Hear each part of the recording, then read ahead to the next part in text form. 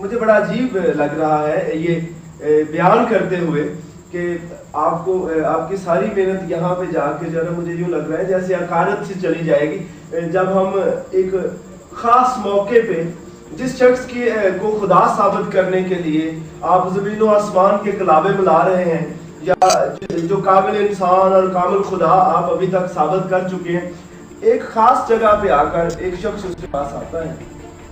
اسی کے پاس ایک شخص آیا اور کہنے لگا اے نیک استاد، اور وہاں پہ ہم دیکھتے ہیں کہ ٹوک دیا گیا کہ تو کیوں مجھے نیک کہتا ہے؟ کوئی نیک نہیں، ایک بھی نہیں.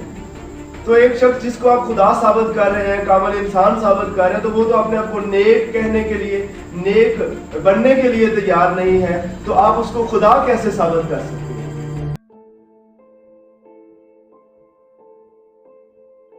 Welcome back. جی ناظرین، ہم بات کر رہے تھے مسیح یسوع کی الوہیت کے تعلق سے، اور ہم اس نتیجہ پر پہنچ چکے ہیں کہ مسیح یسوع نے اپنے آپ کو نہ صرف خدا کا بیٹا کہا بلکہ ثابت کیا اپنے کاموں سے، معجزات سے، نشانات سے، عجائبات سے، اور بہت ساری جو اسباب ہیں براہ راست اور اسی طرح دوسرے حوالوں سے کہ کیوں مسیح خداوند نے اپنے آپ کو خداوند کے طور پہ لوگوں کے سامنے ایک بیان کی صورت میں ظاہر نہیں کیا یا نہیں سامنے پیش کیا. تو اس کی کیا وجوہات ہیں، ہم اس پہ بات چیت کر رہے تھے. شفیق صاحب، آپ نے بائبل مقدس میں سے جو حوالہ جات دیے، جو اب تک ہم نے بات چیت کی، اور ضیاء المسیح صاحب، ہم اس نتیجے پر پہنچے ہیں ثبوتوں اور مشاہدات اور جو ریزنز ہم نے فائنڈ کی ہیں ان کے سے کہ مسیح یسوع نے جو ہے جو بیانات اس کے بارے میں دیے گئے، پولس رسول نے جیسا کہا کہ الوہیت کی ساری معموری اسی میں ہو کر سکونت کرتی ہے اور وہ اس کے جلال کا پرتو. لیکن ساری باتوں کے باوجود ایک واقعے کی طرف میں آپ کی توجہ دلانا چاہتا ہوں.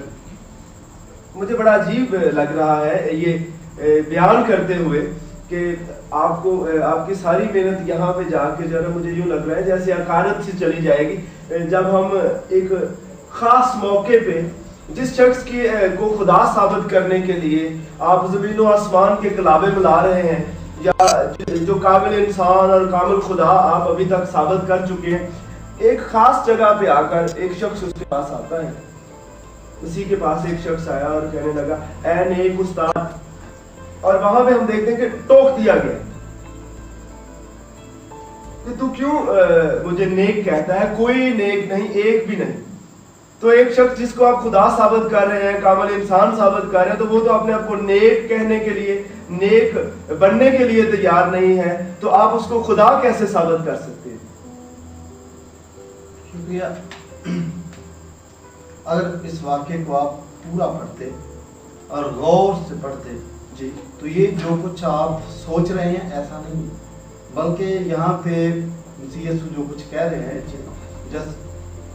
جو سچویشن ہے وہ میرے دلائل کے حق میں کہ مسیح یسوع خدا تھے اور وہ اپنے آپ کو خدا ثابت کر رہے تھے. تو پھر وہ نیک بننے کے لیے تیار میں اسی کے ساتھ کہ مسیح یسوع خدا تھے، کامل خدا تھے، مکمل اختیار ان کے پاس تھا، بلکہ کل کائنات کا، آسمان اور زمین کا کل اختیار ان کے پاس تھا.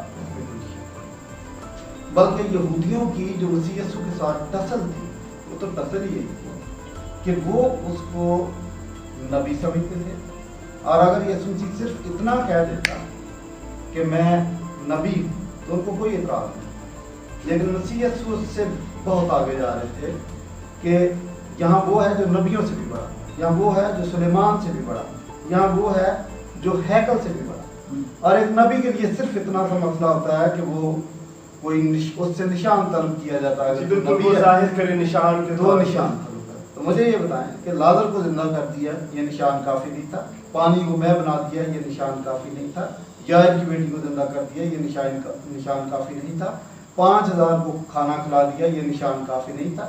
اس کے باوجود وہ کہہ رہے تھے ہمیں نشان دکھا. تو وہ بھی سمجھ رہے تھے کہ ٹھیک ہے جو آپ بننے کی کوشش کر رہے ہو تو کوئی واضح نشان ہے.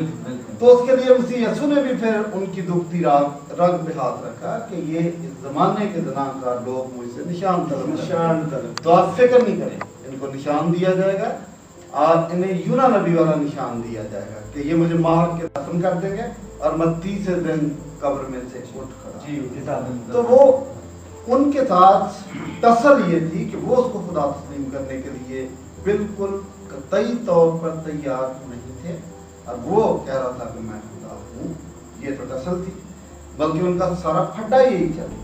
اگر یسوع مسیح صرف اتنا کہہ دے کہ میں نبی ہوں تو یہودیوں کو کوئی مسئلہ نہیں, یونا کو انہوں نے نبی قبول کر لیا, اتنا مسئلہ نہیں کھڑا ہوا. تو مسئلہ یہ تھا کہ دعویٰ خدائی, اور یہ اس دعویٰ خدائی کے منکر تھے.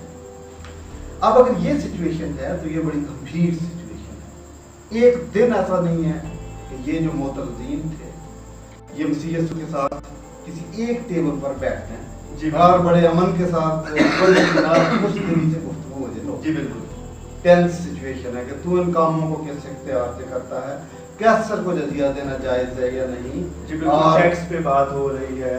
تو یہ سارے سوالات اسی محصول لینے والوں اور شرابیوں کا یار کہا جا رہا ہے. ٹسل چل رہی تھی, اور وہ ٹسل صرف یہی تھی کہ وہ اپنے آپ کو خدا کہتا. اب یہاں پہ آپ دیکھیں کہ ایک آدمی کہہ رہا ہے اے نیک استاد. تو کیا مسئلہ؟